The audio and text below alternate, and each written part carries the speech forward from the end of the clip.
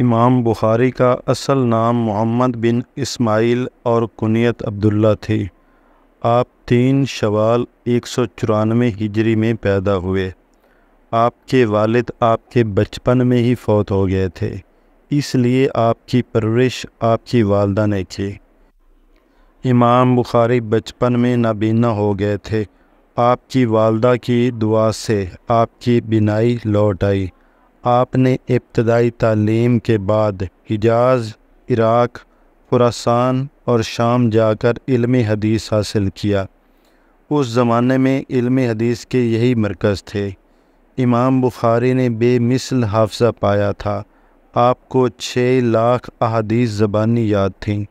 آپ نے انتہائی احتیاط کے ساتھ اپنی کتاب الجامع الصحیح میں احادیث جمع کی۔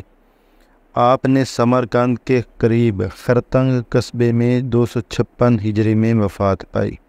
صحیح بخاری کو قرآن مجید کے بعد سب سے صحیح کتاب ہونے کا مرتبہ حاصل ہے۔ اس میں 9000 احادیث موجود ہیں۔ بار بار آنے والی احادیث کو اگر نکال دیا جائے تو احادیث کی کل تعداد 2761 رہ جاتی ہے۔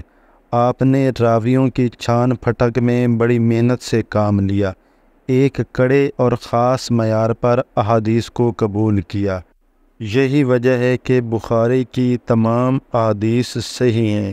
امام بخاری کی وجہ شہرت اگرچہ صحیح بخاری ہے، لیکن انہوں نے رجال حدیث پر 9 جلدوں میں التاریخ الکبیر کتاب لکھی۔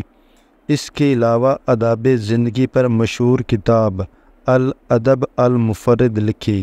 اس کا ترجمہ آداب زندگی کے عنوان سے ہو چکا ہے۔